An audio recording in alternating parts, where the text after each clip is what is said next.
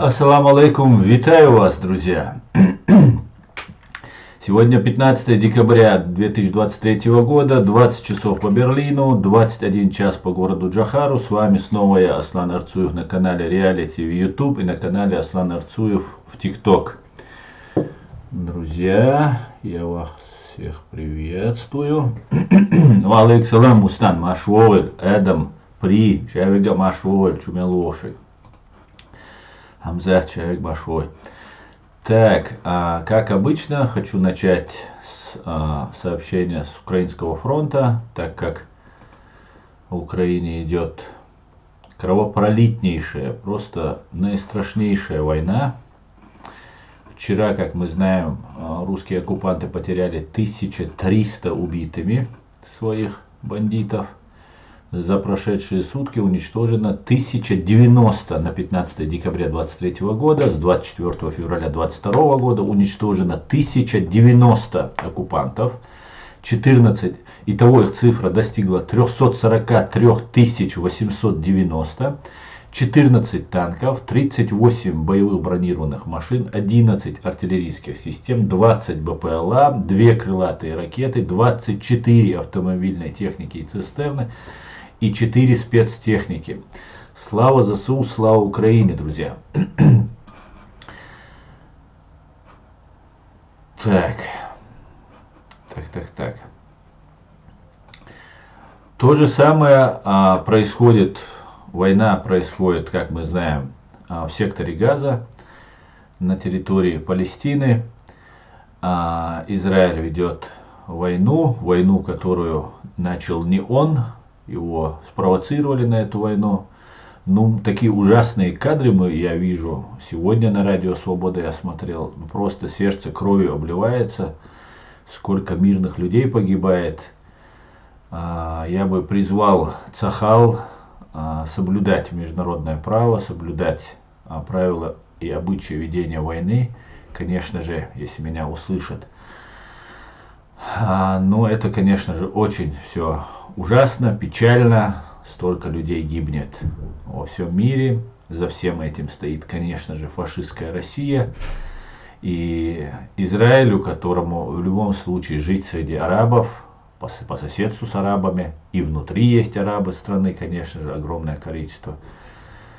Нужно думать о будущем, несмотря на то, что, конечно же, против Израиля совершен страшнейший просто террористический акт убийства гражданского населения, более 1200 человек. Это ужасно.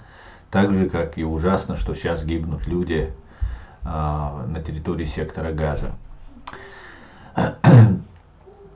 А затем, друзья, я вам сегодняшний свой стрим я назвал «Аят Идигов. 20 лет борьбы чеченского народа против агрессии Кремля». Я, как вам вчера и обещал, на чеченском языке, когда был стрим, что я вам расскажу и раскрою завесу тайны, которая на самом деле тайной не является.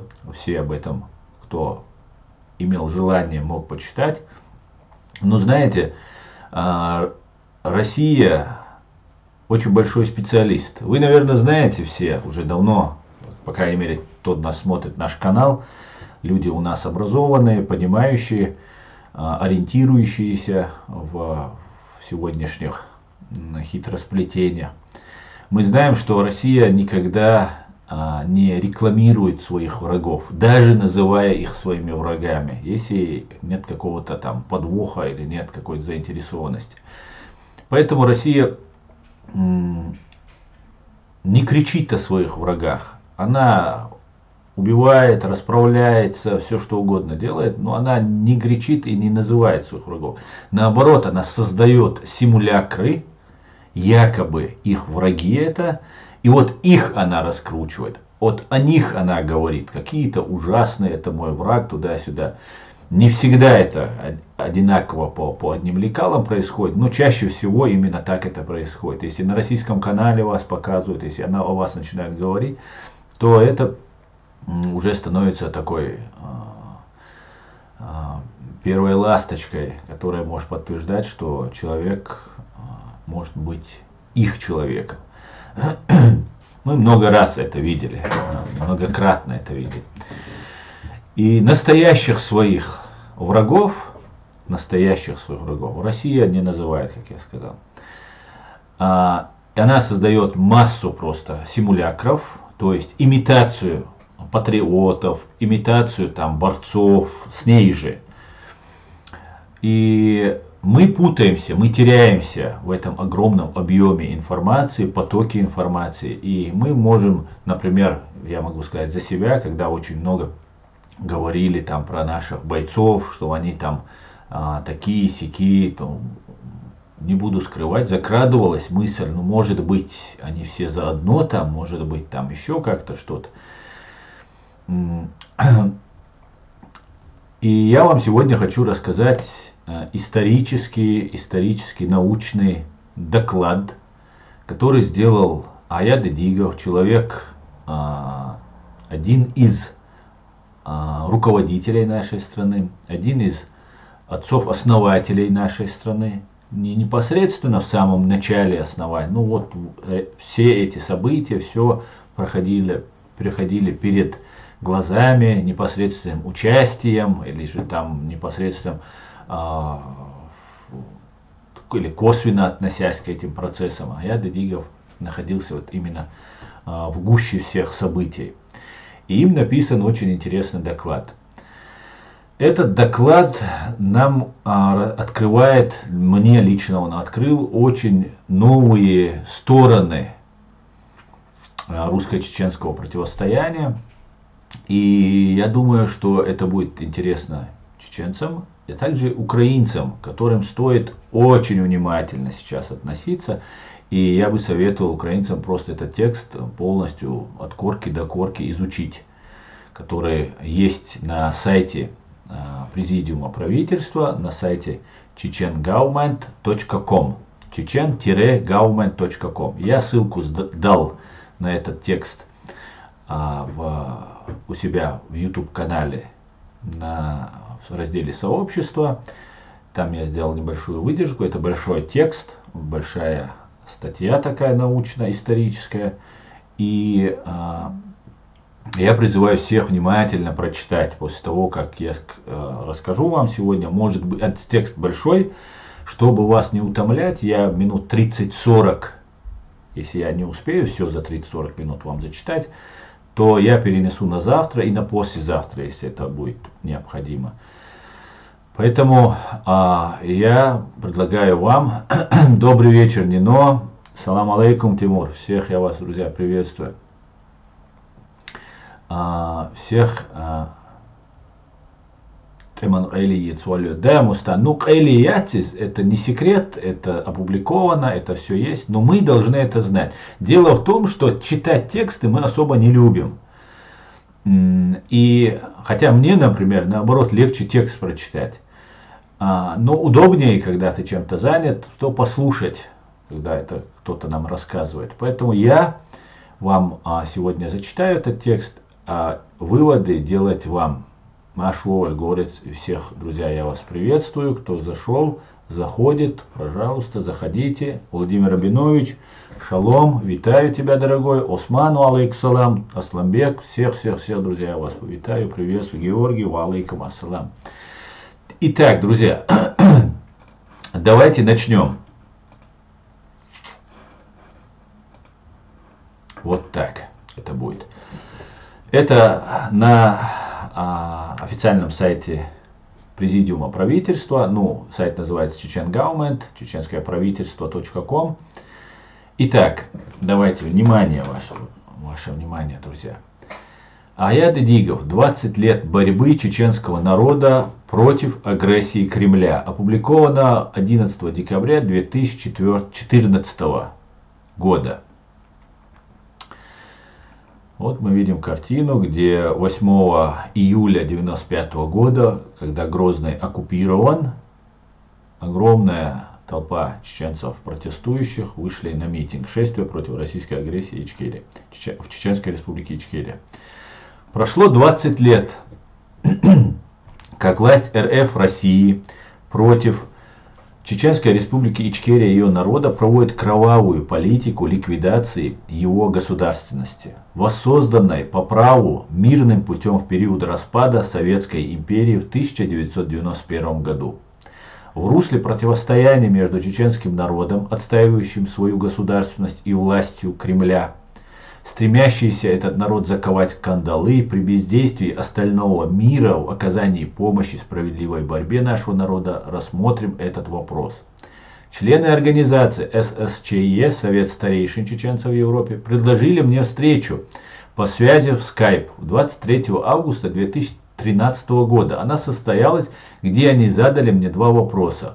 Возможно ли, чтобы парламент Чеченской республики Ичкерия из депутатов Чеченской республики Ичкерия, которые живут на Западе, 9 человек, избрали одного лидера от имени всего парламента.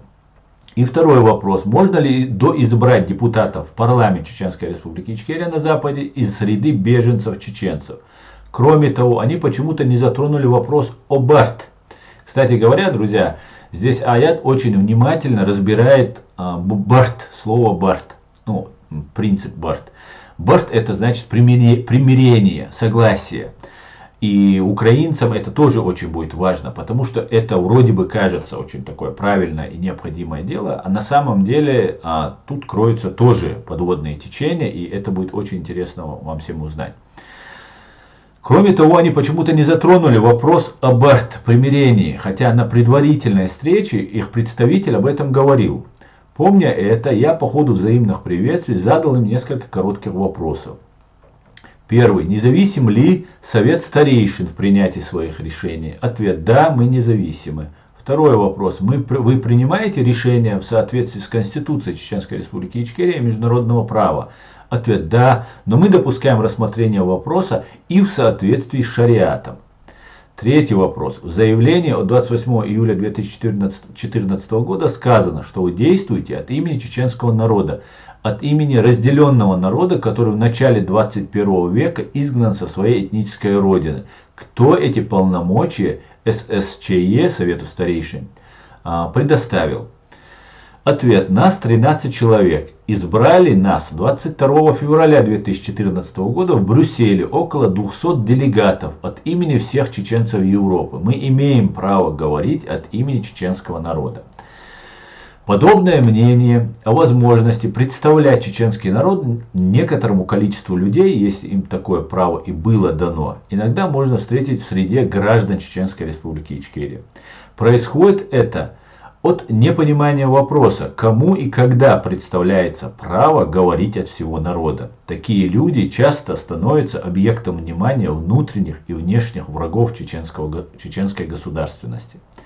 Мое предложение старейшинам создать независимую комиссию, чтобы она рассмотрела всю ситуацию через анализ событий русско-чеченских отношений в рамках международного права и законодательства Чеченской республики Ичкерия, они отвергли. Они пожелали услышать ответ по форме «да» или «нет». Чтобы не слушать всю историю, сказали они, у нас есть специалисты международного права и шариатского права. Аргументы в этом, что они беспристрастны в поиске верного решения и не заинтересованы лишь им угодном в результате, необходимо обсуждение, оказался для них убедительным.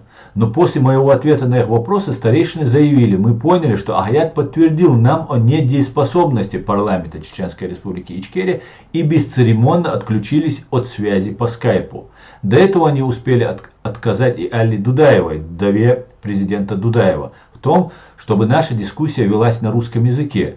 Свой ответ на заданные ими вопросы я изложил ниже с некоторыми уточнениями, но прежде затронул вопрос о БАРТ, примирении.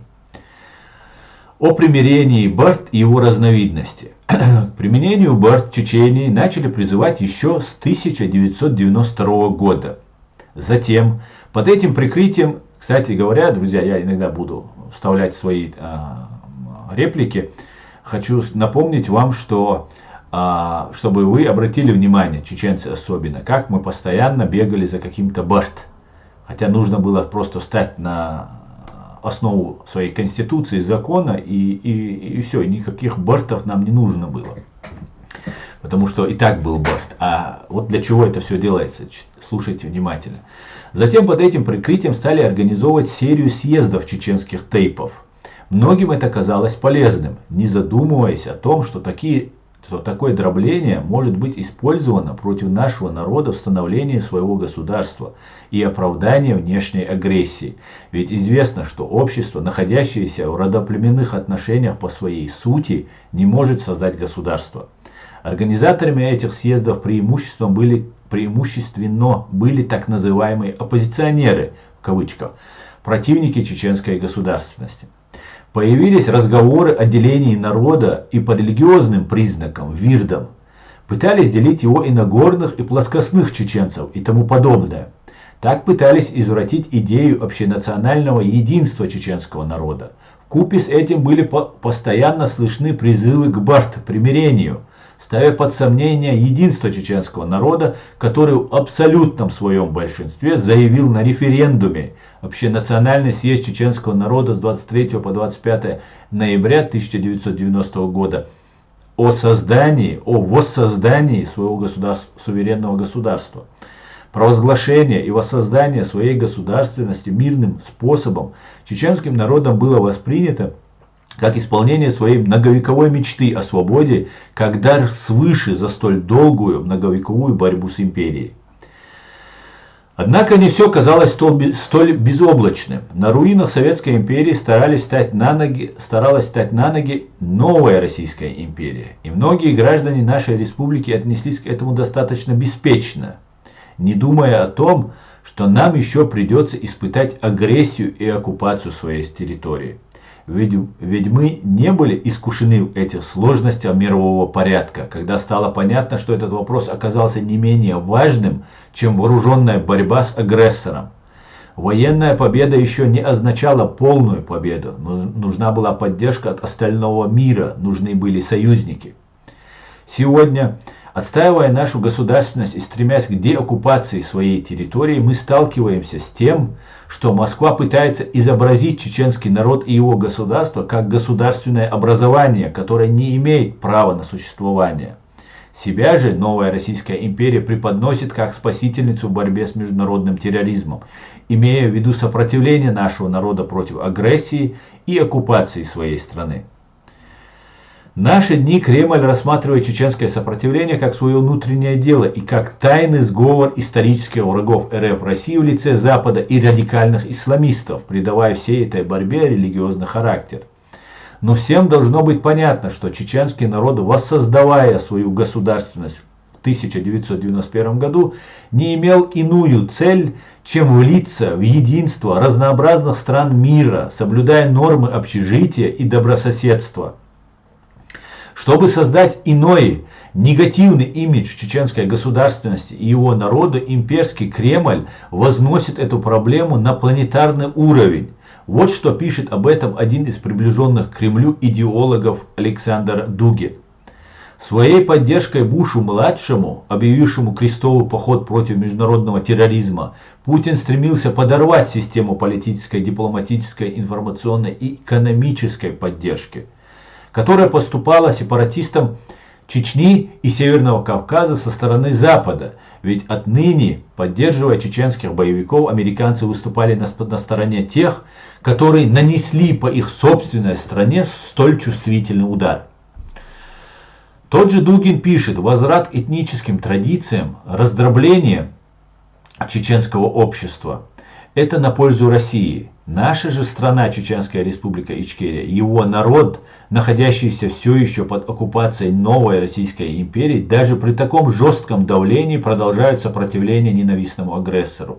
И это доказывает, что чеченский народ не сломлен, и он не потерял убежденности в том, что в 1991 году при распаде СССР он сделал правильный выбор – строить мирным образом свое будущее. Не поддалась Кремлю и легитимная власть Чеченской республики Ичкерия в лице президиума правительства нашей страны.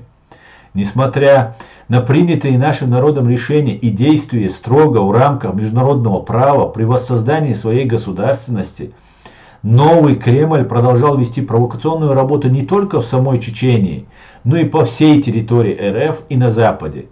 И наши шаги противодействия этой пропаганде недостаточны и мизерны. И нам надо эффективно расширять свою деятельность, не отказываясь от поиска поддержки в этом вопросе и на международном уровне. Одной из форм противодействия чеченскому государству является вопрос об АРТ, речь о которой часто поднимает чеченское общество в зарубежье. 26 июня 2011 года в Страсбурге этот вопрос стал предметом горячих обсуждений на конференции Чеченской общественной организации, движений и Совета правительства Чеченской Республики Ичкерия с подачи Асламбекова, патриота и воина сопротивления. Но несмотря на это, создать независимую комиссию по этому вопросу в рамках Конституции Чеченской Республики Ичкерия не удалось из-за отказа так называемых в кавычках сторонников чеченской государственности сараляповцев и закаевцев, которые ратуют за примирение БАРТ. Может показаться, что они лишь разуверились в том, что чеченский народ ввел правильную мирную борьбу за воссоздание своей государственности. Но так ли это? Первый из них, самозваный председатель парламента Жалауди Сараляпов, свою позицию выразил словами: 6 сентября 2008 года исполняется 17 лет со дня восстановления чеченской государственности. Чеченский народ выразил свою законную волю выйти из состава России. Но Чечения никогда не входила в состав РФ, России. Наша республика вышла из состава СССР в 1991 года при распаде СССР и завершила процесс наполнения атрибутикой своей государственности 12 марта 1992 года принятием своей Конституции. И к нынешней Российской Федерации России мы не имеем никакого отношения, которая завершила свое формирование лишь в декабре 1993 года, после государственного переворота в октябре 1993 года, в кавычках, принятием Конституции РФ России. Так почему так называемый председатель, в кавычках, Жалауди Сараляпов такое заявляет о нашей стране? Как можно выйти из той страны, в которой мы никогда не находились? И кому выгодны такие заявления? Второй из них, Ахмед Закаев, русской службе BBC заявил, что готов сотрудничать с Кадыровым и признает легитимность новых чеченских властей. Еще раньше он говорил: с людьми, назначенными Кремлем, не пойдем ни на какие переговоры. С точки зрения большинства мирного населения Чечни и тем более бойцов чеченского сопротивления, переговоры с пророссийскими чеченцами – предательство национальных интересов. И вот теперь он говорит: добрые начинания, которые имеются в республике, происходят, безусловно, благодаря каким-то его, Рамзана Кадырова, личным качествам. Не видеть этого и не считаться с этим было бы совсем неверно. В так называемом манифесте от 13 июля 2006 года, который не имел права издавать это не полномочия МИД, а право только президента и парламента Чеченской Республики Ичкерия, он подчеркивает о так называемом внутричеченском противостоянии. Необходимо предпринять все усилия для достижения всеобщего согласия и примирения в Чечне. Это как раз то, что утверждает и агрессор в лице Кремля, желая навесить этот ярлык на чеченский народ. Ну, пройдите по всей Чечении и спросите у людей, есть ли в чеченском народе противостояние. Нет, этого не было никогда за последние 4 века. А считать противостояние с марионетками, служителями агрессора – это обман. Такая пропаганда о примирении нужна только Кремлю, желая изобразить себя спасителями чеченского народа, который якобы находится в гражданском противостоянии. Но для чего нужно заявлять такое? Что в пользу Кремля нашим так называемым официальным лицам? Выступая по радио «Свобода», Ахмед Закаев говорит о планах выработать общую концепцию с оккупационными властями на оккупированной территории, чтобы предложить ее чеченскому народу. Мы, правопреемники тогда просуществовавшего с 1992 года существующей Конституции чеченское правительство ЧРИ, вновь сформированные структуры, оккупационные структуры, должны выработать единую концепцию, единую позицию. Понимаете, да, что здесь написано? Значит, наши структуры и оккупационные структуры единую концепцию выразить должны. Зададим Закаеву важный вопрос. Когда, где и при каких условиях вам была передана власть Чеченской Республики Ичкерия от ушедшей по закону в отставку предыдущей власти? Мы же с вами можем сказать, что такого процесса не было и в природе. То есть мы имеем дело в лице Закаевского в кавычках правительства, их незаконность и самозванство. Это не показывает нам и в 2009 году общение с марионетками. Это вопрос.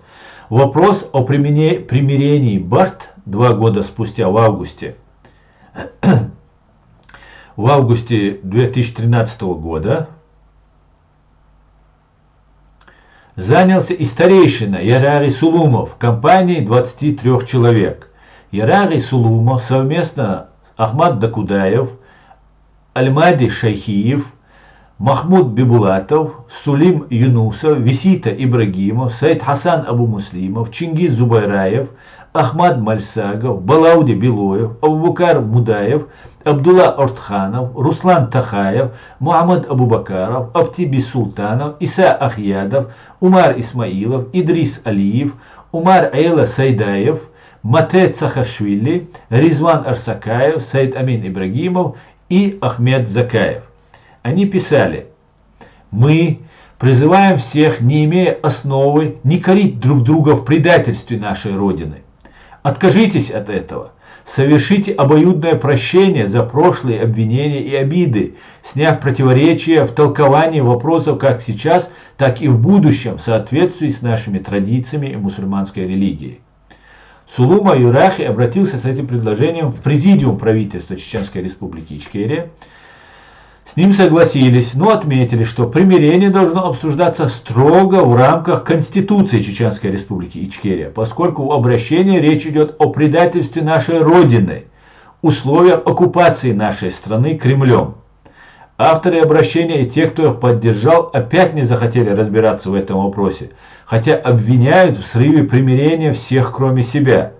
Так для чего повторять вопрос о примирении из года в год, если разобраться в этом вопросе они не желают сами? Ответ прост. Для того, чтобы в мире превалировала кремлевская точка зрения о том, что чеченский народ находится в гражданском противостоянии, и агрессия Кремля против Чеченской Республики Ичкерия якобы была вынужденной акцией. Обращение о примирении Сулумова было, мягко говоря, предложением оправдать всем друг друга за спиной у чеченского народа. И президиум правительства Чеченской Республики Ичкерия высказал свое мнение по этому вопросу. Фактически, в обращении Сулумова и поддержавших его людей речь шла о примирении патриотов чеченского народа с теми, кто грубо попирал законодательство Чеченской Республики Ичкерия, сторонники так называемого юридического оформления территории нашей страны под РФ, Россию. Предложение президиума правительства Чеченской Республики Ичкерия о необходимости рассматривать вопрос примирения в рамках Конституции Чеченской Республики Ичкерия для них оказалось неприемлемо. В итоге так называемое примирение не состоялось, но в провале этого мероприятия часть подписантов обвинили не себя, а Ярари Сулумова. Некоторые из подписантов обращения в действительности являются искренними патриотами своего народа. Думаю, они не разобрались в этом вопросе. Но почти из них никто не возмутился с их отказом действовать в рамках закона. Почему? Взяли верх амбиции или ожидают, что за вас все вопросы будет решать кто-то другой? Я это расцениваю как политическую близорукость, которая была близка к примирению с Кремлем, который оккупировал территорию нашего государства. Подобное случилось и прежде. Но такие деятели всегда получали решительный отпор от чеченского народа. Так, 14 января 1993 года руководство парламента Чеченской Республики, не имея полномочий от парламента, подписало в городе Грозном протокол договора о разграничении полномочий и взаимном делегировании полномочий между Российской Федерацией и Чеченской Республикой. Из него следовало, что руководство парламента Чеченской Республики Х. Ахмадов, Б. Межидов и Ю. Сасламбеков и делегация РФ в России Абдулатипов и Шахрай договорились подвести под РФ Россию территорию Чеченской Республики в полном противоречии с Конституцией Чеченской Республики. То есть 14 января 1993 года Ахмадов, Межидов и Сасламбеков пытались фактически сдать нашу территорию. Это положение привело к тому, что у здания парламента собрался стихийный народный митинг, требуя объяснений. Парламент Чеченской Республики на своем заседании осудил деятельность отступников руководства парламента. Заседание прошло в условиях, когда митингующие граждане республики заполнили до отказа зал заседания, а еще больше людей стояло у входа здания, ожидая решения. Так отреагировал народ на предательство. Кстати говоря, я это обращаюсь к чеченцам, именно потому что мы не реагируем так, как тогда реагировал наш народ на предательство. Эти предательства, которые происходят в настоящее время, они у них проходят почти без сучка и задоринки. Просто мы только успеваем фиксировать это все. А для этого нужен народ, наше общество должно принять активное участие в этом. Мы должны разобраться, кто есть кто, и стать на правильной позиции, чтобы отстаивать свои права, внуков, детей, внуков и правнуков права, которые нам очень-очень нужны, чтобы над нами снова и снова не совершался геноцид, и виновные уже за совершенный геноцид понесли ответственность. Далее. Отступники, как стало понятно, вступили в сговор с так называемой коммунистической и комсомольской оппозицией из-за мелких обид и амбиций. Вот еще пример. С 29 июня, это вот о чем я вам вчера рассказывал, с 29 июня по 30 июля 1995 года в Грозном проходили русско-чеченские переговоры при посредничестве ОБСЕ. Наша полномочная делегация странным образом подписала первый так называемый протокол с российской делегацией, согласившись о том, что якобы диверсионный поход на территорию противника отряда Шамиля Басаева в Буденновск якобы является терроризмом, и договорились вместе с российскими военными в поимке отряда Басаева. Согласилась в кавычках наша делегация и в том же протоколе расквартировать на территории Чеченской Республики Ичкерия одну российскую военную бригаду. Но обе стороны забыли в кавычках вписать в свой протокол преступную войну, развязанную Кремлем против суверенной и независимой Чеченской Республики Ичкерия. И это в то время, когда российская военная банда убила к тому времени десятки тысяч мирных чеченских граждан. И несколько тысяч из их числа были дети. Напомним, что агрессия Кремля против Чеченской Республики Ичкерия и его народа напрямую относится к понятию терроризма в соответствии с Декларацией Организации Объединенных Наций номер 3314 1974 года. Терроризм – это совершение, организация, содействие осуществлению и финансирование или поощрение агентами или представителями одного государства актов против другого государства или попустительство с их стороны совершению таких актов, которые направлены против лиц или собственности и которые по своему характеру имеют целью вызвать страх у государственных деятелей, группы лиц или населения в целом. Подписание сторонниками такого протокола автоматически означало, что его содержание становилось содержанием общего соглашения. После подписания такого протокола президент Джохар Дудаев в связи с этой ситуацией предложил мне войти в состав нашей делегации. Теперь она состояла из 5 человек. Имаев, Ериханов, Идигов, Масхадов, Закаев. Президент Дудаев издал указ о непризнании документа, если его не подпишут все члены чеченской делегации. Российская делегация была в составе Михайлова, Вольского, Краснов, Куликов, Семенов. Обо всем этом я пишу потому, что почти во всех информационных сведениях российской стороны искажают эту информацию и не случайно. В ходе переговоров стало очевидно, что Кремль пытался подкупить членов нашей делегации и не гнушался даже шантажом. После подписания сторонами первого протокола, кремлевская делегация, как стало понятно, намеревалась перевести процесс переговоров с двухстороннего формата соглашения между Чеченской Республикой Ичкерия и РФ России на трехстороннее соглашение. Чеченская Республика Ичкерия, РФ Россия и Чеченская Республика в составе РФ России. Себя же Москва, как всегда, тут выставляла в роли примирителя, миротворца. Того, кто делает тот самый Башт. Для этого у российской делегации всегда были под рукой подготовленный нужный проект, соглашение и несколько человек из так называемого правительства Завгаева, в кавычках, которых они привлекали под видом наблюдателей от российской делегации.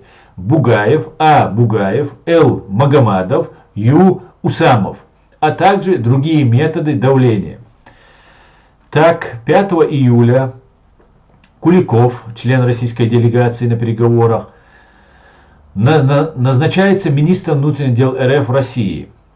А 7 июля 1995 года он отправляет на БТРах команду своих головорезов, село Пригородное, и те расстреливают мирных жителей, а семью Чапановых вырезали полностью, 7 человек, отца, мать и малолетних детей.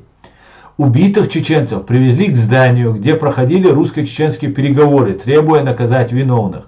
Чеченская сторона не стала и в этом даже случае прерывать переговоры с Кремлем. Видите, какие провокации творил Куликов и российская сторона.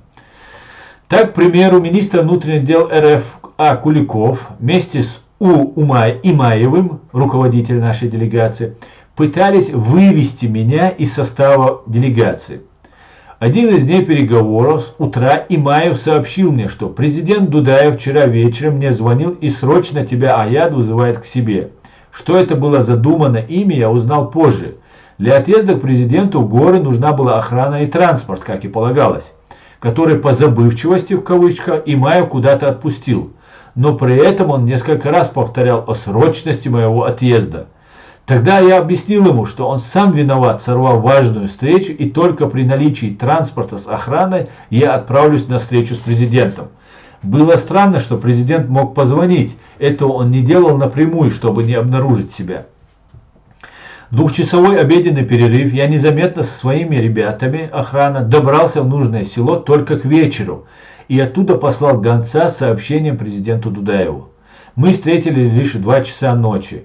Когда я сказал ему, что прибыл по его срочному вызову, Джохар Дудаев был удивлен. Он спрашивал о ходе переговоров, и было понятно, что какие-то козни плетутся вокруг нашей делегации. Отличительной чертой президента было то, что даже в этой ситуации он ни словом не упрекнул ни одного из членов нашей делегации и о том, что трудно вести переговоры с такими людьми, как российские имперцы рабского происхождения. Я расстался с Джохаром к утру и прибыл в село, где решил отдохнуть. Обычно в 14:00 начинался послеобеденный раунд русско-чеченских переговоров. К этому времени я и планировал туда прибыть. В Грозном на одной из улиц перед входом во двор, где было помещение ОБСЕ для переговорного процесса, всегда бывало много людей. Когда я прибыл туда и находился в 40 метрах от этого места, с десяток российских солдат по команде их офицеров быстро окружили меня и стали теснить к железнодорожному вокзалу. Грознефтяная, видимо, один из российских штабов. Мое возмущение и внимание людей, наблюдавших за всем этим, несколько остудил их пыл, и солдаты стали требовать у меня документы. Я предъявил ему удостоверение участника переговоров от делегации Чеченской Республики Ичкерия, но это не возымело на мое освобождение.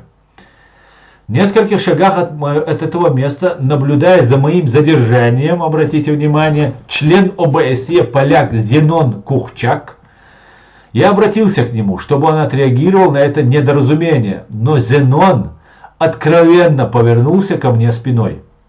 Его безучастие стало сигналом для русских, и они гурьбой вокруг меня двинулись к вокзалу, припровождая меня.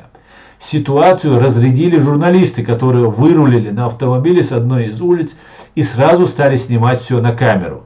Это подействовало на мой конвой. Я был немедленно освобожден от окружения, и, поблагодарив своих спасителей, я отправился в зал переговоров. Представляете, да, какая там атмосфера была? Когда я вошел в зал переговорщиков, все еще не уселись за стол, а обменивались мнениями. Это дало возможность прочитать предложения российской стороны, напечатанные, как всегда, на компьютере. Наша делегация печатала свои предложения на пишущей машинке из-за отсутствия компьютера. За время, когда мною были прочитаны все 20 предложений в кавычках российской делегации, переговорный процесс успел начаться. Зачитав несколько предложений, я высказал свое мнение о том, что все 19 предложений, кроме одного, не могут быть приемлемы чеченской делегации по таким-то причинам. Тогда Аркадий Вольский, член российской делегации, улыбаясь, заметил: «Извините, это же ваши чеченские предложения. Что же вы хотите от нас?» Я посмотрел в заголовок листа и только тогда увидел, что эти предложения действительно были в кавычках «наши». И напечатаны они были на компьютере, которого у нашей стороны не было. Тогда я предложил тайм-аут. Наша делегация удалилась на совещание. Мы проанализировали подробно еще раз вредность этих предложений. Все согласились с этим и молча сидели. Вдруг Далхан Хажаев, он был наблюдателем в нашей команде, встал и ухватил за ворот Усмана Имаева и стал его трясти, обвиняя в хитросплетении вкупе с российской стороной. В итоге мы отказались от этих наших предложений, и Москва по своему центральному телевидению стала обвинять нас в том, что якобы чеченская сторона отказывается от своих же предложений, и вести с ней переговоры становится все труднее. Для давления на чеченскую делегацию применялись и другие ухищрения. К примеру, обе делегации договорились за неделю перед планированием, подписанием соглашения по блоку военных вопросов разъехаться, чтобы повстречаться на местах с людьми, рассказать о ходе переговоров и увидеться со своими президентами. Так и поступили. До 28 июля наша делегация объехала несколько мест в республике, встретилась с местными жителями и воинами. За день до начала завершающего этапа переговоров мы возвращались по тому же маршруту назад, чтобы встретиться с президентом Дудаевым. На российском блокпосту в Хасавюртовском районе Дагестана нашу делегацию блокировали на целые сутки, хотя мы предприняли немало усилий, чтобы проехать. Стало очевидно, что Кремль не хотел допустить нашу встречу с президентом Дудаевым. Такое отношение к нашей делегации на российских блокпостах не было ни разу с момента начала российско-чеченских переговоров. Лишь к утру следующего дня, 29 июля 1995 года, на блокпосту нашу делегацию пропустили. Теперь мы успели лишь на переговоры в Грозно, но не на встречу с нашим президентом. Договорившись, что по приезду мы сделаем официальный протест российской стороне, поедем на встречу с президентом, мы прибыли к месту начала переговоров с русскими. Когда мы вошли в зал переговоров и уселись за стол, то наш руководитель ни словом не обмолвился о протесте к российской стороне и сразу начал обсуждение переговорных вопросов. Я, поняв позицию Усмана Имаева, поставил вопрос о сорванной встрече с президентом Дудаевым. Русские молчали, делая удивленные лица. Они, мол, не знали, что нашу делегацию целые сутки не пропускали на блокпосту их военные. И большинство членов нашей делегации склонялись к тому, чтобы кто-то один из нас поехал на встречу с президентом Дудаевым. И, мол, тогда можно продолжить переговоры. Кто-то из них предложил мне поехать к президенту. Я отказался и предложил ехать всем вместе. Тогда сошлись на том, чтобы на встречу с президентом отправить Ширвани Басаева и, кажется, Казбека Махашева. Они присутствовали на переговорах в качестве наблюдателей. После этого начался переговорный процесс. Вопрос о подписании следующего протокола соглашения обе стороны отвергли из-за его ненадобности, поскольку речь шла уже о подписании в целом самого соглашения блока военных вопросов. До самого вечера обсуждались вопросы о прекращении боевых действий, вывода российских войск из Чечении и подведения всех чеченских воинских формирований в соответствии с законом об обороне, выкуп оружия у населения, обмен пленными и так далее. Для контроля решения этих вопросов планировалось создать совместную специальную наблюдательную комиссию во главе с начальником штаба вооруженных сил Чеченской Республики Ичкерия Асланом Масхадовым и российским генералом Романовым. Но вместо обсуждаемого проекта в рамках двухстороннего соглашения по блоку военных вопросов на столе вдруг появился российский проект о трехстороннем соглашении Чеченская Республика Ичкерия, РФ Россия и Чеченская Республика в составе РФ.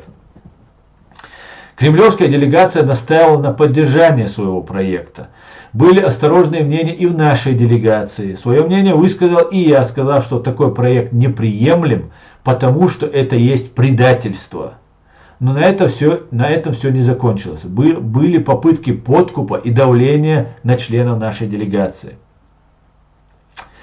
К сожалению, Кремль для такой работы находил себе союзников из числа чеченской делегации. Особенно в этом усердствовал тогдашний министр внутренних дел РФ России Куликов. Этот министр, русист и каратель, действовал как бык на плацу. Мне было известно, как и другим, что он был участником государственного переворота в Москве, организованного в октябре 1993 года. Поэтому ожидать от него что-то хорошее, впрочем, как и от других лиц из их делегации, было заблуждением. Вот как об этом сказано. Несколько десятков безоружных демонстрантов, 2 сотрудника Останкина и 3 журналиста, в том числе 2 из них иностранные, все сотрудники и журналисты были убиты подчиненными Куликова, в качестве благодарности за расстрел безоружных демонстрантов Куликов получил в октябре 1993 года звание генерал-полковника. И потом к нам на войну пришел, как мы знаем. Анатолий, по-моему, звали. Анатолий Куликов обратился ко мне и начал с просьбой подписать его трехстороннее соглашение за щедрые посулы с подачей к ним 2 роты российских солдат для моей охраны. Получив твердый отказ, он разразился истерическим криком и выбежал во двор миссии ОБСЕ. Ему было непонятно, как это можно ему отказать.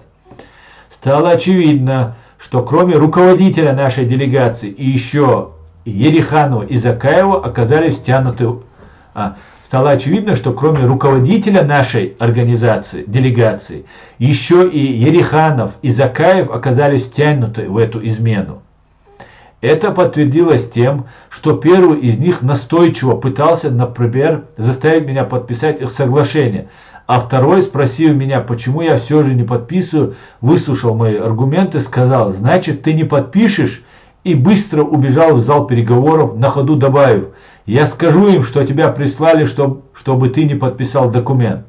По его рассуждению, то есть Закаева, получалось, что я специально вошел в состав делегации по заданию президента Дудаева, чтобы сорвать переговоры. Кому он собирался выдать эту свою беспочвенную выдумку и для чего? Такое заблуждение с их стороны было проявлением политической близорукости по меньшей мере. Мне было жаль их и надеялся, что в будущем они изменятся. Но это, к сожалению, не произошло. Друзья, я продолжу, да? Мне кажется, это очень интересно. Очень интересно. Давайте я продолжу немножко, хоть мы уже почти 50 минут в эфире, где-то, наверное, полчаса читаю. Давайте продолжу.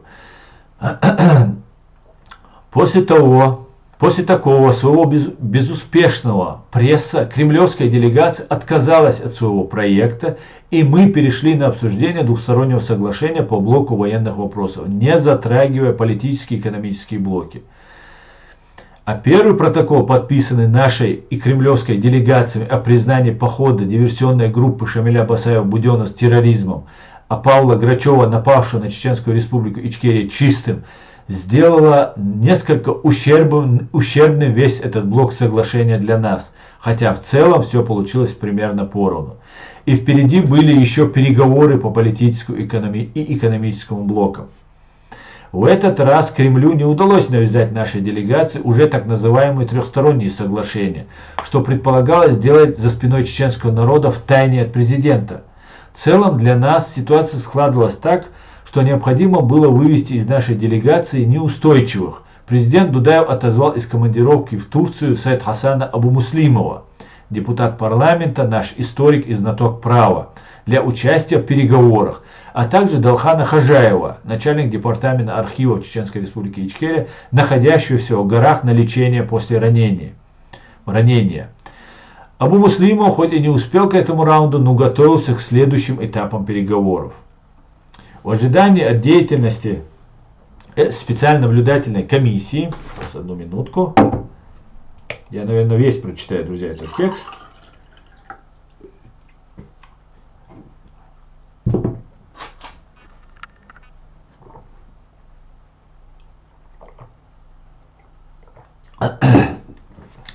Ожидания от деятельности специальной наблюдательной комиссии не оправдались, хотя работа и проводилась. Все свидетельствовало о нежелании Кремля этим заниматься. И после 6 октября 1995 года, когда был подорван российский генерал Анатолий Романов, обвинив в этом, как всегда, чеченскую сторону, Москва совсем отказалась от соблюдения достигнутого соглашения. По известной информации, Романов Анатолий Александрович, генерал-лейтенант, заместитель командующего внутренними войсками МВД России, мучитель узников стадиона Красная Пресня, 31 декабря 1994 года указом президента Российской Федерации награжден орденом номер 1 за военные заслуги. 5 ноября 1995 года указом президента Российской Федерации присвоено звание Героя Российской Федерации. 7 ноября 1995 года указом президента Российской Федерации присвоено воинское звание генерал-полковник. Обвинения Кремля в подрыве российского генерала были абсурдны потому, как руководство Чеченской Республики Ичкерия изначально проводило политику мирного разрешения отношений между нашими странами. Это было продемонстрировано даже 26 ноября 1994 года, когда Кремль под видом так называемого внутричеченского противостояния направил колонны бронетехники на Грозный, взятые тогда в плен после разгрома солдаты и офицеры российской армии были отданы их матерям и депутатам Думы России, заявив, что чеченцы не желают войны, а хотят мира. Но несмотря на это миролюбие чеченцев, Кремль снова 11 декабря 1994 года направил против нашей страны армаду своей армии для того, чтобы свергнуть власть чеченского народа и оккупировать его территорию. В том, что Москва и не думала продолжать процесс русско-чеченских переговоров по политическим и экономическим блокам, подтвердил даже Аркадий Вольский, член российской делегации. В газете «Известия» он говорил об этом. Корреспондент, для чего, на ваш взгляд, потребовался этот манок с приглашением? Хотели, чтобы Дудаев размяк, польстив его самолюбию, притупляли бдительность? Вольский, любым способом искали повод остановить переговоры, и топорный прямолинейный приказ вызвал бы шум на весь мир. Я, как свидетель, могу сказать, что руководство Чеченской Республики Ичкерия во главе с президентом Дудаевым, как и всему нашему народу, выгодно было только мирное разрешение отношений с Кремлем. Правовых документов для решения мирным способом наших отношений было предостаточно. Подрыв генерала Романова был выгоден только Кремлю для продолжения войны. Подписание с чеченской стороны соглашения по блоку военных вопросов был тактическим шагом и нужен был Кремлю только для того, чтобы подтвердить свою так называемую приверженность европейской политике. Для этого РФ России желала войти в Совет Европы, что вскоре произошло.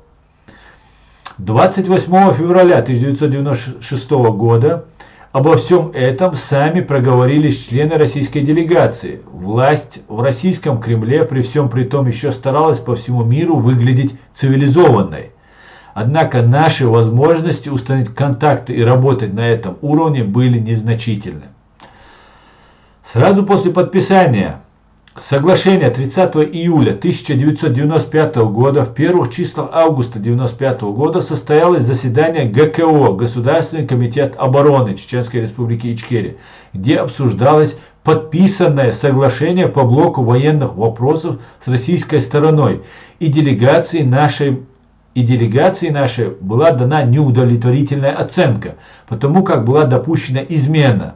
Усман Имаев был снят с руководства делегации, а Ереханов сменил его как заместитель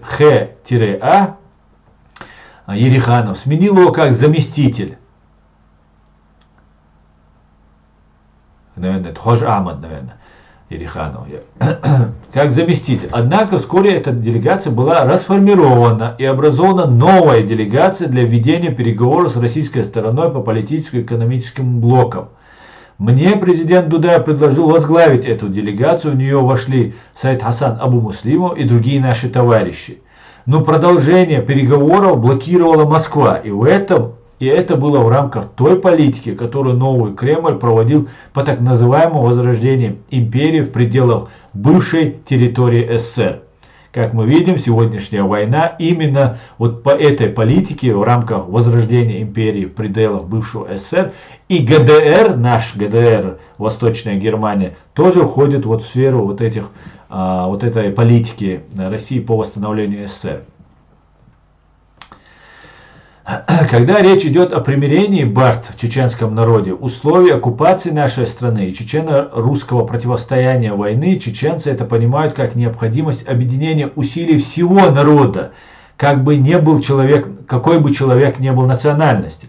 Нужно освободить всю территорию нашей страны и восстановить легитимную власть Чеченской Республики Ичкерия. Мы одни из первых столкнулись с открытой военной агрессией новой РФ России на постсоветском пространстве. Не осознание до конца того момента, что всем народам, кто желает свободы, необходимо объединить свои усилия против новой империи, и стало в немалой степени причиной возникновения той ситуации, что мы сегодня все имеем. Ведь не в одиночку надо решать такие вопросы, а сообща. Кремль и его агенты внешнего и внутреннего влияния черпают поддержку в войне против чеченской государственности и народа на международном уровне. Москва, раздувая легенду о противостоянии в Чечне, имеет цель изобразить себя в роли посредника-миротворца. В этом им помогает наше простодушие и внутренние агенты влияния. Конечно, у нашего противника есть и другие рычаги воздействия в поддержку себя в этом преступлении против человечности. Однако то, что происходит в оккупированной Чечении, наглядно показывает, что может ожидать остальные народы империи и сопредельные ей государства. И чтобы примирение бард принесло пользу чеченскому народу для освобождения от оккупации своей страны, необходимо объединение патриотов и друзей чеченского народа в рамках Конституции Чеченской Республики Ичкерия и международного права, поскольку это для нас есть один из важнейших рычагов давления на Кремль. И если это условие не соблюдается, то за таким примирением всегда проглядывается российский Кремль и его агенты влияния. И сегодня, добавлю от себя, сегодня упреки о какой-то незащите или нарушении Конституции Аядом Идиговым, человек, который вот так отстаивает нашу Конституцию на протяжении всей истории нашего государства, но это как минимум ложно. Чеченская нация, пройдя через века тяжелейших испытаний, войны, депортации, геноцид, сумела сохранить себя, главным образом благодаря своей приверженности традициям и высокой духовности. И эти качества нашего народа востребованы сегодня для борьбы с российской агрессией. Нетрудно понять, что действия внутренних агентов влияния в Чеченской Республике Ичкерия и отступников от воли чеченского народа, законодательства Чеченской Республики Ичкерия, безнравственны и аморальны с точки зрения традиций чеченского народа. Это недопустимо и в любом обществе иных народов. И как мне кажется, члены так называемого Совета старейшин чеченцев в Европе совершают ошибку, если не сказать больше, в своей деятельности по решению главного вопроса бард. Они не уделяют должного внимания законодательству Чеченской Республики Ичкерия. Нельзя, прикрываясь занятием лишь локальными вопросами в чеченских разрозненных обществах, чем занимаются даже и марионетки, позволять себе отказывать строгое соблюдение воли чеченского народа, Конституции Чеченской Республики Ичкерия. В случае отхода от этих правил мы сами становимся соучастниками и пособниками тех сил, кто желает ликвидации чеченской государственности.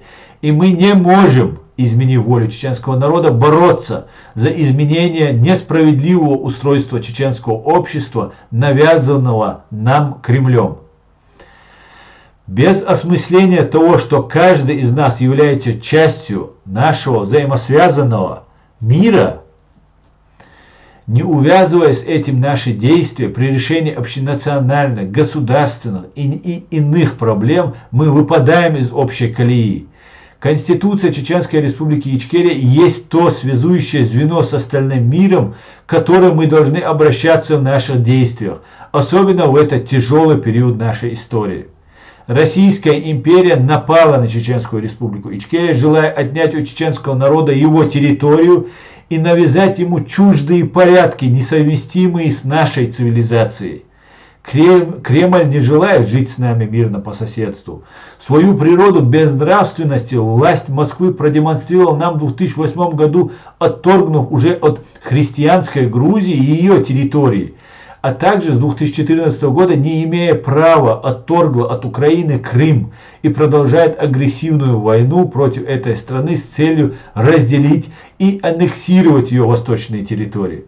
И при этом Кремль лицемерно, не стыдясь, изливается в своем так называемом благородстве о боли за жизнь граждан Украины. Мы все хорошо знаем, что за всем этим стоит холодный расчет империи, и заблуждаться в этом не следует никому. Напоминаю, в 2014 году написана эта статья. Это научно-исторический труд. Наши добровольцы во главе с генералом Исой Мунаевым создали батальон имени Джохара Дудаева и сражаются на стороне Украины против имперского Кремля, понимая важность расширения общего фронта борьбы с империей. И только в наши дни, наконец, Кремль стал головной болью и для Запада, но когда об этом на весь мир заявлял чеченский народ, его, к сожалению, тогда не услышали. Мы поддерживаем борьбу украинского народа против агрессии и хотели бы сказать украинским друзьям, что следование законодательству и международному праву есть один из важнейших моментов в этой борьбе, кто бы что ни говорил.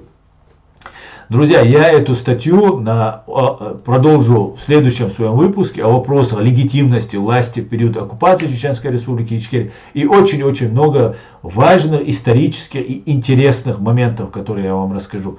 Сейчас я перейду к нашему стриму и почитаю ваши комментарии, и давайте продолжим наш стрим уже немножко в другом русле, как раз где-то около минут 40 мы, наверное, где-то читали. И завтра будет продолжение, друзья. Завтра будет продолжение. Так, давайте перейдем к вашим вопросам. Задавайте вопросы, спрашивайте, друзья. И давайте активно принимайте участие в нашей жизни. Понимаете? Важно, чтобы вы, искренние, бескорыстные, честные люди, принимали активное участие в нашем священном деле. Это очень важно.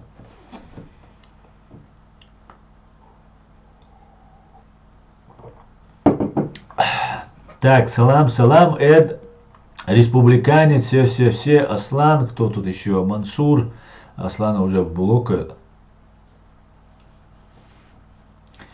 Так, Аслан у нас этот. Так, ва алейкум ассалам, бек, Шевик Машволь, друзья, так, вы тут.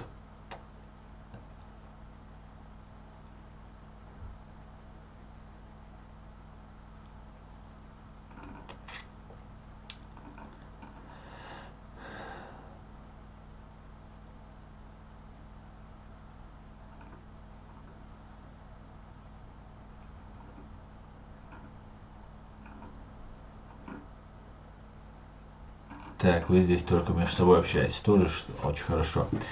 Так, что у нас в ТикТок тоже? Чеченцы кахаю, обожаю Джохара Дудаева. Слава Украине, слава Ичкерии. Спасибо, героям слава.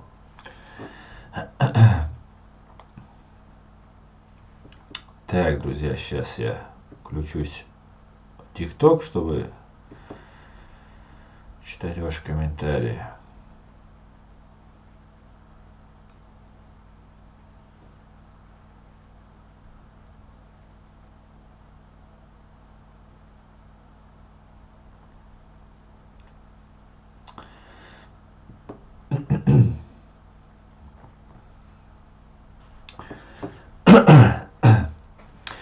Так, завтра я продолжу тогда. Завтра, я думаю, на русском языке снова сделаем стрим, в субботу, да, и в воскресенье на чеченском. Как раз половину где-то я прочитал, и я думаю, половину мы завтра прочитаем. И во вторник, напоминаю, у нас на русском языке будет очередная конференция, онлайн-конференция.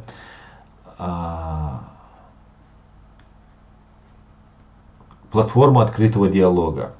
Платформа открытого диалога, где Аяд, Дигов и другие наши люди будут отвечать на ваши вопросы, говорить о своем и отвечать на ваши вопросы.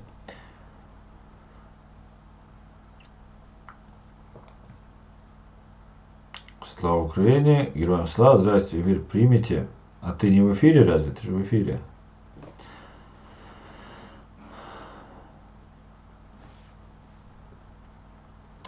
Друзья, вот задают, кто там, что читаю, где там. Смотрите, это информация, которая у нас есть на нашем официальном сайте, единственном легитимном официальном сайте нашего единственного легитимного органа власти, президиума правительства, chechen-government.com. Это доклад историческо-научный, уже это можно уже его так называть. Доклад Аяда Идигова, сопредседателя президиума правительства Чеченской Республики Ичкерия. И можете зайти и там прочитать в разделе сообщества на канале YouTube, на канале Reality в YouTube. Есть ссылка в разделе сообщества. А также я под этим видео помещу ссылку в первом комментарии, закреплю его, чтобы вы могли ознакомиться. Это очень важно. Вы, украинцы, то есть смотрите из украинцев, вы можете смотреть это и сравнивать сегодняшней со своей ситуацией.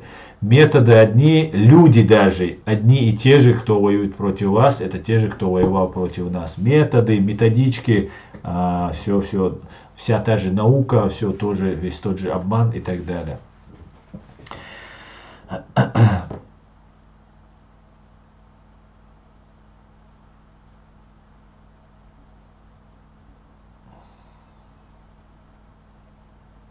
Голосовой чат. Что значит голосовой чат? Голосовой чат будет во вторник. Голосовой чат в телеграм-канале. Будет вещание здесь в ТикТок, вы можете слушать и видеть, и то есть слушать в YouTube вы сможете. Я буду это транслировать у себя.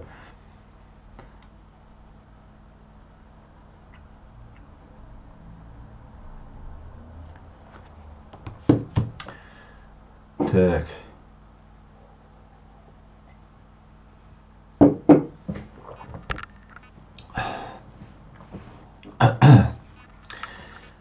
Что, друзья?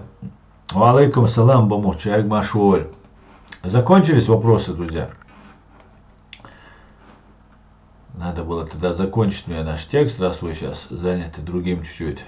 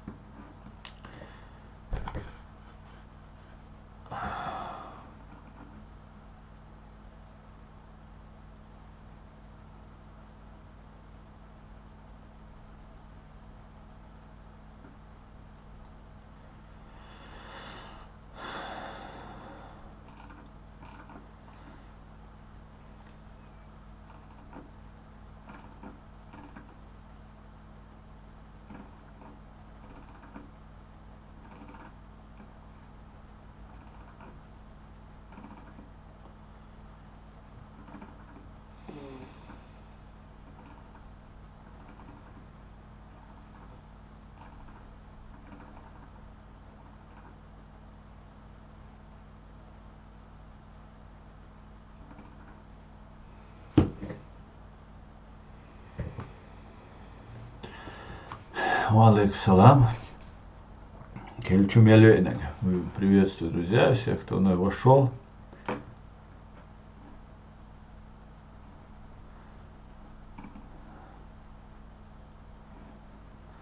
Каждое слово документ, все будет ичкили. Да, Шамиль, это очень важный документ. Для меня, например, вот эти вещи, знаете, у меня возникали вопросы по поводу вот этих всех событий.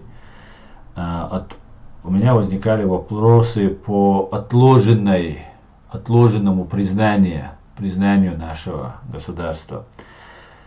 Когда Яндарбиев встречался с Ельциным, потом когда с Масхадовым подписывал, у меня возникали вопросы, почему мы после победы над русскими террористами, русистами, взяли таких людей, как Кутаев, Кадыровы, вот эти люди, Кадыровы еще тогда были не раскрывшиеся, а вот у меня есть документ от 93-го года, где Руслан Кутаев там кое-что говорит. Руслан Кутаев и другие товарищи уже были раскрыты. Уже наш народ это знал. Знаете что, чеченцы, что бы нам кто ни говорил, как бы нас ни уговаривали, знаете, власть наша, народная власть, это и есть демократия. Ничего другого демократия не обозначает. Никакие парады, там все остальное. Это каждый народ, это уже традиции. Например, в религии нету такого, чтобы паранджу на женщину надевать. А вот у пуштунов там на востоке это принято. Точно так же в разных культурах приняты некоторые вещи. И это не имеет отношения к демократии. Поэтому демократия это только лишь то, что каждый из нас имеет право голоса, что каждый из нас является источником власти. Но чтобы не было бардака, чтобы решение принималось умными людьми, мы из себя выбираем более умных, более достойных, более способных и выдвигаем их вперед. Понимаете? Вот это и есть демократия. И кого мы, чеченцы, поддержим, тот и будет нашей властью. Это и есть демократия. И это не просто слова. Мы жители Советского Союза, теперь уже вот в этой оккупированной фашистской Русней, жившие, мы не видели ни демократию, ни свободу и так далее. Мы, чеченцы, немножко успели ее застать, и все, и потом началась война, и мы ее потеряли. Поэтому демократия это то, что мы с вами решаем. И здесь на Западе к этому относятся очень серьезно. И мы являемся с вами источником власти. И кого мы будем выдвигать, поддерживать, с тем будут считаться все. Все. И американцы, и англичане, и украинцы, и все, и немцы, все будут с этим считаться. Мы являемся, запомните это, мы решаем. А для того, чтобы чеченцы, я еще раз и еще раз повторяю, чеченцы это не русский народ, которому нужна сильная рука, которая поведет их и будет там, если они будут виноваты, будет рубить им головы, наказывать их там и так далее, и так далее. И будет использовать их как расходный материал в своих целях. Чеченцы не такие. Чеченцам нужно, каждый чеченец генерал, как говорил Джохар Дудаев. Каждый чеченец герой. И каждому чеченцу нужно дать свободу, о которой мы так мечтаем. И не нужно ограничивать эту свободу чеченцу. Но нужно чеченцу объяснить. Смотри, это вот здесь миф, вот здесь ловушка, вот здесь симулятор, вот здесь твоя погибель или твой ущерб, твои убытки. А вот этот путь максимально выгоден тебе лично и всему нашему народу, и всему нашему государству. И вот в таком случае, если чеченец в это поверит, это поймет своей головой, а не понять это практически невозможно, если это объяснить правильно, доходчиво, на примерах, то чеченцы будут одними из самых уважаемых, самых способных, самых целеустремленных, самых востребованных людей в этом мире. Когда мы будем полноценными гражданами этого мирового сообщества, этот мир наш, в том числе и чеченцев. И нам не нужно ни от кого ограждаться, кроме фашистской России, которая, если не изменится, мы будем ограждаться. В противном случае мы должны жить со всеми в мире, созидать, развиваться. Понимаете? Вот что нам нужно. И вот что я вам хочу донести, чеченцы, чтобы вы понимали, что от вас все зависит. Не верьте, если говорят, что от нас ничего не зависит. Зависит. От вас, от каждого из вас зависит. Валлахи, биллахи, бакмадуис. Шушайгум антиев цадовли ногчи. Шайгум ашгарч Аллах дой. Игацалуш. Ахчнари, эшпари, цехизяш долгум шари. Деду куза, шейт дор самый настоящий кузадык. Но это принципиально, махай принципиально Аллах туманта. От принципиального ему мой рацахуйти, вайше дегахирдук. Жукчинц Израилю, хазнесан авторитет долж, хазнесан дунянчу агерш долж, от Америк, ну дунянчу, масана дошли уж, жукты израильский паспорт, например. Ногчи гила еще, хакисна израильский паспорт, а дунянчу дошли уж руко. Жукчала дошли уж хидархуй паспорт, вайнхич. Zu Жюкчца, zu Американчца, zu Немчца, zu Англичанчца, воюк меткалареш. Вейн церц общаться да, взаимодействовать да, вей механизм хильч, инструмент общения вей церц хильч. Китишу ночи, и юшун и маршу, и юшун. Есть такое понятие, это отдельная такая власть, ее называют, власть самоуправления на местах. Местного самоуправления. Это когда, например, ваш населенный пункт, да, возьмем какой-нибудь там, Катариурт возьмем. Если, например, Катариурт имеет своего президента, своих депутатов, там, свою столицу, но есть вот люди, которые разных тейпов, разных фамилий проживают вот в этом населенном пункте. Вот они у себя хозяева. Никто не имеет права им что-то указывать. Ну, кроме общих государственных дел, которые отдельно описаны в Конституции там, и так далее. Да, если ты нарушаешь уголовное законодательство, то, конечно, тебя будут судить в соответствии с законами Чеченской Республики Ичкерия, а не законами Катариурта, которых нет. Есть законы Чеченской Республики Ичкерия. Но на местах они сами решают, кто будет их шарифом, с помощниками. Шариф, как в Америке, да, не будем называть оскорбительным словом, участковый, который уже для нас становится неприятным, вражеским. Местных духовных лидеров, местного самоуправления, там, председатель, там, кто там, Холцуна, Юждая Холл, администрации, глава администрации, там, населенного пункта. И так далее, и так далее. Вы сами, мы, то есть, сами будем это решать, понимаете, на местах. Но, в общем, как государство, мы должны быть едиными, мы должны быть в теме, мы должны знать, кто из лидеров является кем. Да, вот как сейчас мы видим, в Америке происходят выборы, здесь в Германии происходят выборы, грязные происходят выборы, грязные применяются технологии, опорочивания, там запрещенные приемы применяются, ну разные в мире проводятся. В более цивилизованных странах, более развитых странах эти грязные приемчики сведены на минимум. Не очень развитых, но в демократиях этих приемчиков побольше грязных, неприятных, там, граничащих с нарушением закона и так далее. Поэтому нам, чеченцам, нужно просвещение. Просвещение не только общей мировой системы, которую тоже нам нужно знать, но нам нужно просвещаться внутри себя. Мы должны знать, нам нельзя ни в коем случае вернуть время, когда вот сейчас то, что я зачитывал, что произошло дальше. Да, вот убили Джохара Дудаева, это летом 95-го происходит, 23 апреля, да, по-моему, Джохара убили в 96-м году. И все, и вот эта вся система, которая была поставлена, инфильтрированы агентурой, и мы, которые находились в состоянии войны, которые были неопытными. Сегодня мне 46 лет, я немножко образован и смотрю на эти события с большого расстояния уже, с протяжении многих лет.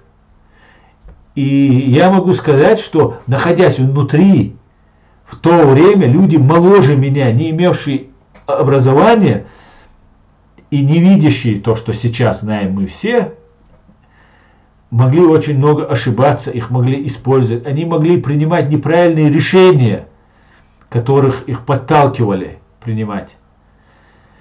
Для этого нам нужна комиссия, группа лиц, которые будут заниматься анализом событий, честной, объективной аналитикой, информацией, которая будет доставляться для наших граждан, и наших друзей, и наших союзников, которые нас смотрят и поддерживают. И давайте все это делать вместе. Давайте все это делать вместе. Как-то так, друзья, как-то так. Давайте почитаю ваши комментарии. Слава Ичкери, героям слава. Happy man.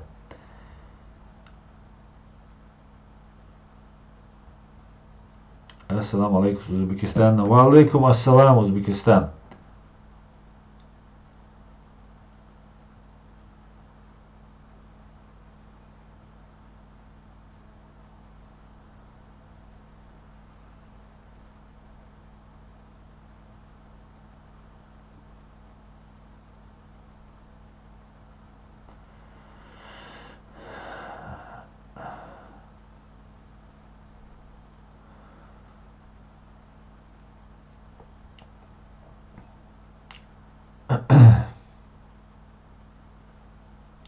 Так, давай. Через YouTube хочет рой.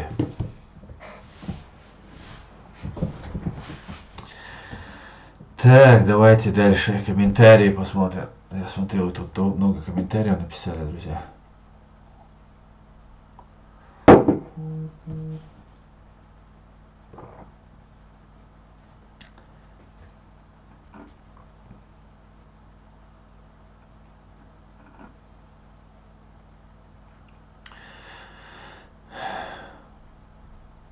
Сангари едет в Израиль, будь его соратником в распространении истины.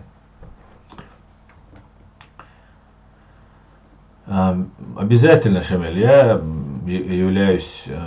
очень хорошо отношусь к Гарри. Гарри очень большой молодец, и, конечно же, я буду всячески ему помогать. Очень интересные факты Первой войны. Бек, завтра будет продолжение этого, это очень интересно и очень-очень важно, чтобы мы все это знали.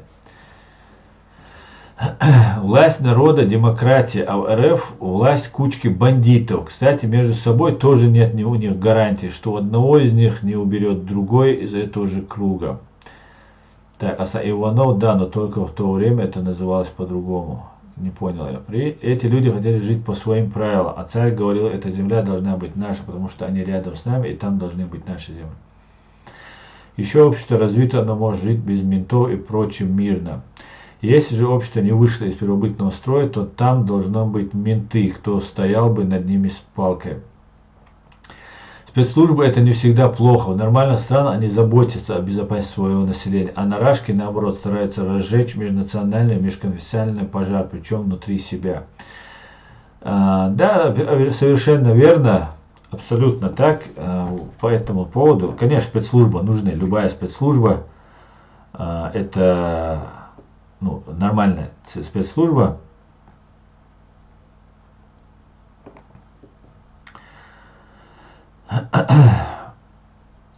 она необходима. И по этому поводу я бы хотел зачитать небольшой отрывок из книги Абдурахмана Авторханова от Андропова Горбачева 1985 года, глава 5, чекизация Кремля.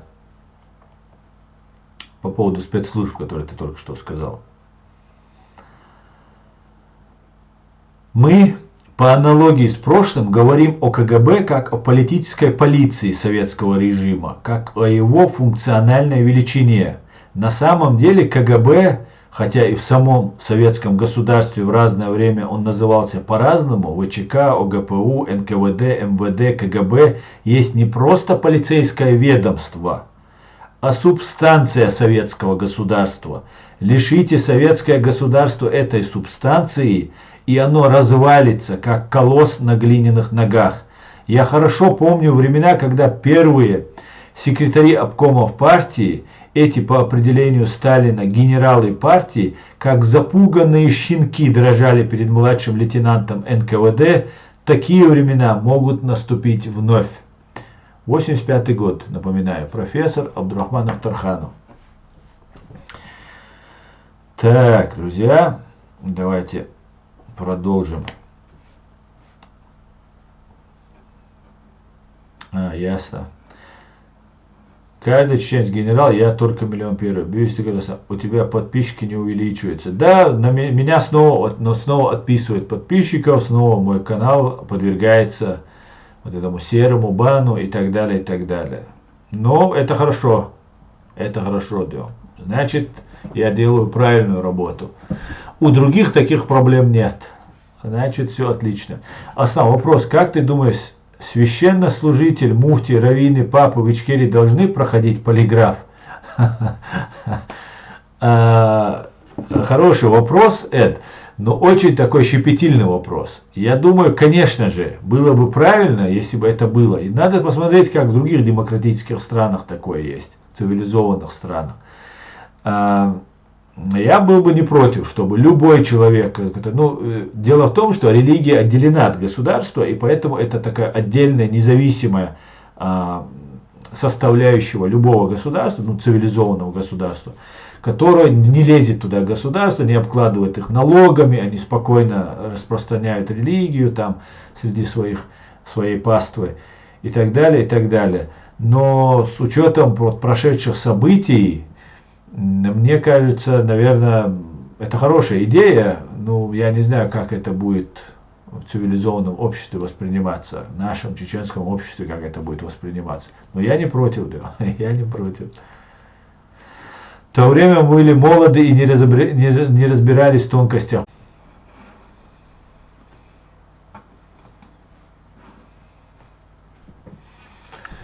Вот так постоянно у нас, не постоянно, конечно, сегодня. Сегодня, видимо, не понравилось то, что я рассказывал.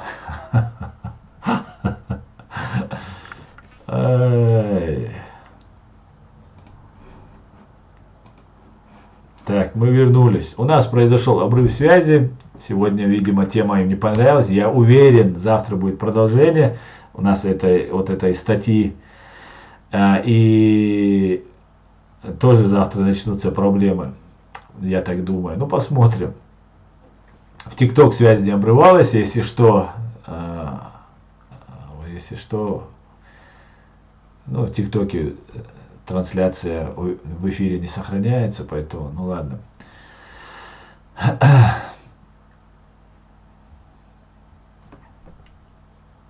Так. Религия отделена в Украине, пользуясь этим, внедрили туда РФ своих агентов. Нет, религия в Украине не была отделена. Не была. Это только была формальность. Это был отдел СБУ. Раньше это КГБ УССР был, а теперь это отдел СБУ был. А русская православная церковь, это был отдел ФСБ в Украине. Понимаете? Вот как все это было. Поэтому на самом деле она нисколько не отделена была ни в Советском Союзе, ни в Украине. Сейчас, наоборот, украинцы вычищают вот эту ФСБшную православную церковь и оставляют свою. Вот тогда она будет независимой и будет отделена от государства. Так, бег ночью.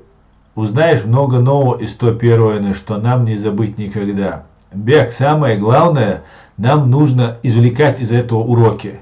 Мы должны знать это, чтобы не повторять эти ошибки. Сейчас мы идем по тому же сценарию.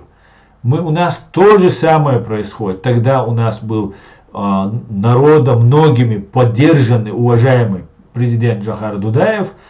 Сейчас такого лидера после геноцида, как говорится, у победы много друзей, и только у проигравшего они настоящие.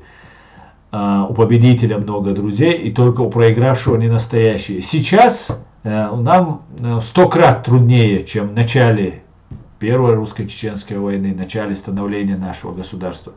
Но, несмотря на это, мы должны продолжать. И не важно, что сейчас нас мало, что нас сейчас демонстративно не слышат. Отлично слышат, отлично фиксируют, тем более мы вещаем напрямую на Кремль, пусть знают и Лубянка, и Кремль, и остальные тоже знают, смотрят. И главное нам создать свой костяк честных, бескорыстных людей, которые будут нести это знамя. Вот это наше знамя свободы. И после этого, когда произойдут события, которые в ближайшее время произойдут, все люди соберутся вокруг вот этого костяка, настоящего, честного, бескорыстного, легитимного, избранного народом президиума правительства. А мы должны поддержать этот президиум. Нравится нам это, не нравится, охота нам, неохота. Но мы вынуждены для нашего спасения это сделать. Другого выбора у нас нет. Асан, ты понимаешь, что религия 95% зомбирует, особенно молодежь. Это очень большое влияние в формировании республики. Конечно, конечно, очень. Как мы, чеченцы, наверное, об этом уже никто не знает. Мы можем уже поэтому лекции читать. Да, мы знаем это. Ашмоле?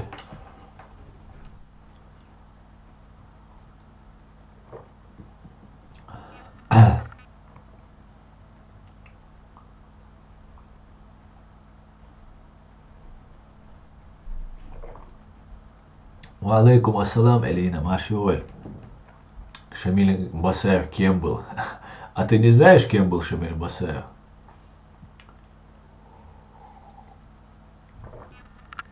Легендарный генерал и гроза русистов.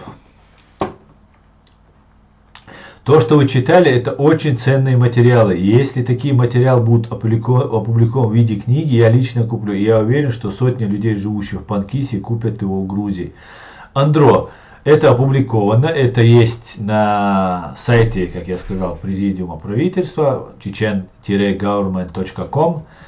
Там очень много полезной информации, очень много. Конечно же, и будет опубликовано, и будет написано, и так далее, и так далее. У нас есть недооцененная фигура нашим народом. У нас такая привычка, не только у чеченцев, у людей вообще в целом, что мы ценим после смерти только людей. О, какой он хороший был, какой он этот был. Это уникальный шанс в лице Президиума правительства, Аяда Идигова, Аллы Дудаевой. Обратите внимание на один факт. Алла Дудаева русская, да, как мы все, хотя она уже чеченка, но по происхождению она этнически она русская. Она не поехала в Чеченскую республику Ичкерия. Хотя я убежден, ей предлагали и такие варианты, и сякие варианты, и так далее. Ее там на руках носили бы. Обратите внимание, чтобы понимать, да? Поэтому у нас много что есть сказать, друзья. У нас есть все есть у нас. У нас есть государство, у нас есть вся документация, у нас есть легитимная, законная власть. Самое главное, для меня самое главное, чтобы после Второй русско-чеченской войны все преступники, сейчас кто отправляет Украину, она вторая русско-чеченская идет, но у нас 5 агрессий было, вот сейчас идет 5-я агрессия, оккупация нашей страны. Чтобы преступники были наказаны, чтобы на международном уровне была дана правовая оценка действиям русистов, фашистов на нашей территории. И только с честными, искренними людьми во главе нашего государства мы сможем этого добиться. Для меня именно это было важно. Мне не важно даже освобождение нашей территории, мне не важно там еще что-то. Мне важно, чтобы преступники, убившие, совершившие геноцид моего народа, были названы по фамилиям на документы международным сообществом, международным институтом, например, Международным уголовным судом в Гааге.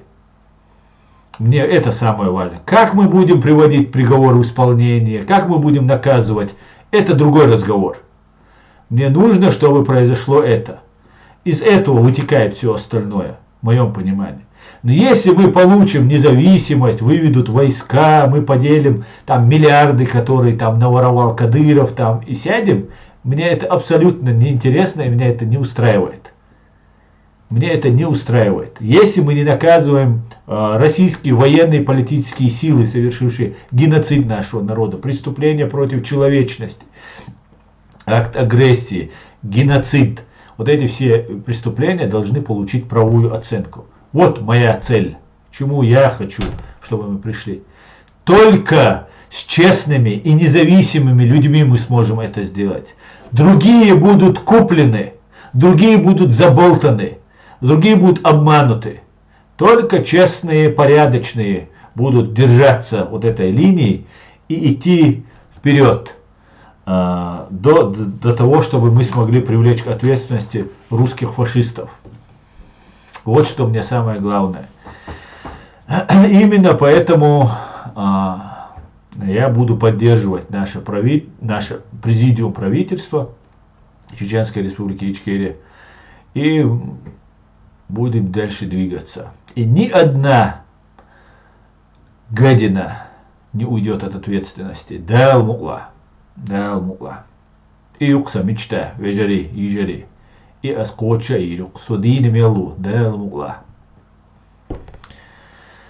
Так. Аслан, не давай им расслабляться. Асамбек, халмадати бошляется. Я слушал интервью Умара Джабраила со своей дамой Собчак. Было противно слушать, как он унижает чеченцев. Да, совершенно верно. Но это он сам сказал, что он русский. Он сказал, он ментально, он хоть этнический чеченец, он русский. Да, он русский.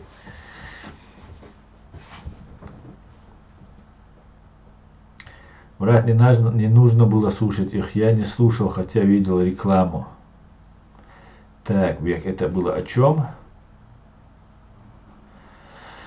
Так, дал мула, салам Амзат, он им чеченцам никогда не, он давно уже не чечен, он чеченоязычный русский, да, наверное, так и есть.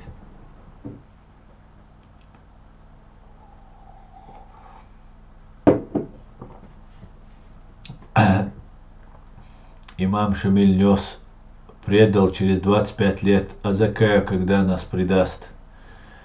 Да, уже произошло это уже, скорее всего. Да, он.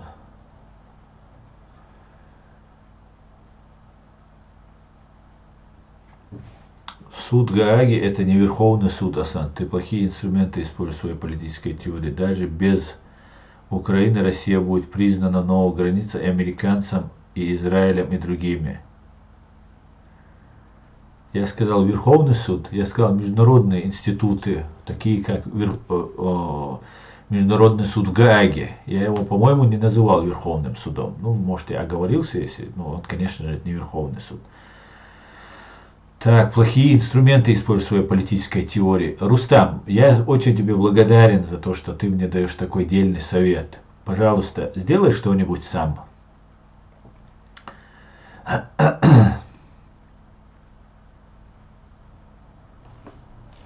Так, друзья, на этом я свой стрим закончу. Жду вас, наверное, завтра. Следите за анонсом. Завтра будет продолжение этой удивительной, интереснейшей статьи. И будет еще много чего интересного. На этом я свой стрим заканчиваю, друзья. Слава Украине. Все будет Ичкерия. Господи, благослови Америку. Адикёль маш оль бюздег алёль. Всего самого хорошего, друзья. До свидания.